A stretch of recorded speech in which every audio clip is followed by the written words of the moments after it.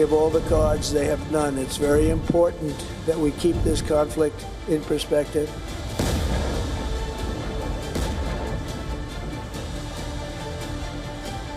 Iran's reaction would be one of reciprocating any such attack.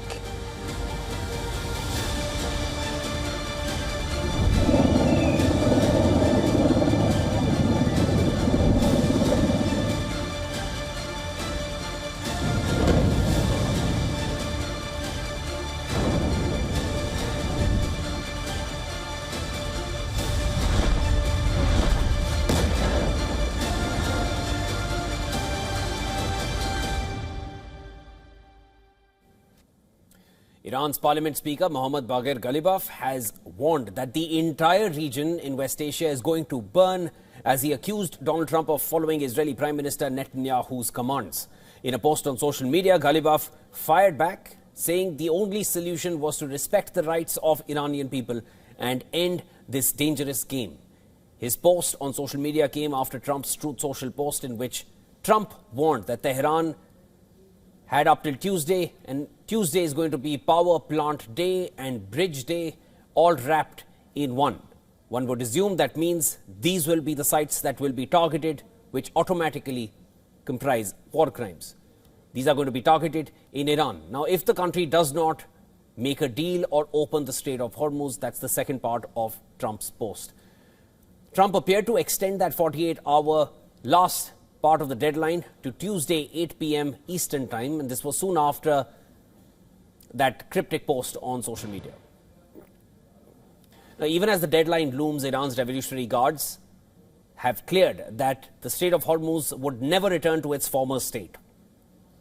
Iran, in no unclear terms, has made it clear they will keep the Strait of Hormuz in their grip.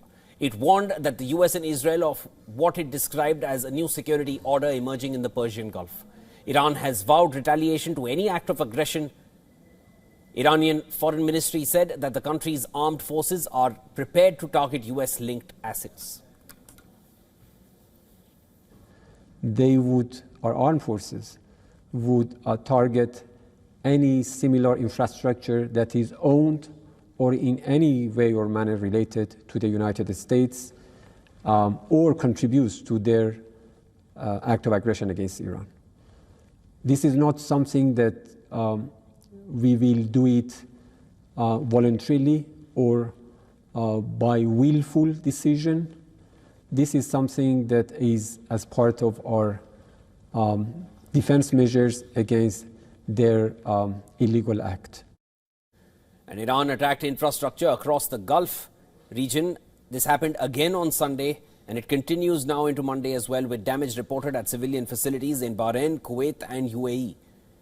Emirati authorities in Sharjah said that they were dealing with an incident in the key port of Khor Fakhan following an Iranian strike. UAE presidential advisor Anwar Gargash warned Iran that targeting Arab neighbors will actually concretize the American role, adding that the UAE was ready to join any American-led effort, any international effort, to secure navigation in the Strait of Hormuz.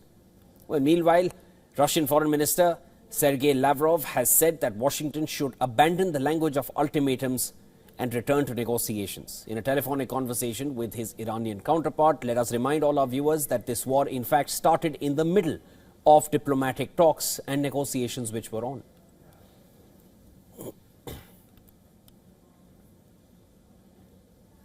And to discuss this more, I was earlier joined by journalist Lynn O'Donnell from Sydney, Australia. Here's how she assesses the ongoing war. This rhetoric that comes from Donald Trump and others in his administration are only serving, because of their repetition, to convince Iran that there's no seriousness in the threats that are coming out of the US administration, out of the White House. So we've had it over and over again. Trump has issued hard deadlines and then extended them or retracted them. He's said that he's talking to Iran Iran. The Iranians are denying it. And now again, we have a hard deadline of 8 o'clock on Tuesday evening amid the threats that we don't know yet are rhetoric to destroy the infrastructure, civilian infrastructure, I might add, of Iran, which experts are saying probably breaches international law. So I think you're right. Iran is obviously in taking a posture of defense and escalation, while Trump is issuing deadlines that he doesn't follow. The danger is that that he does follow off on the next deadline, and we have a serious military escalation in which the United States and Israel are targeting civilian infrastructure, which means electricity generation, hospitals, water desalination, and then it becomes a very serious assault on the Iranian state, not just the regime, as they've said constantly, and the military.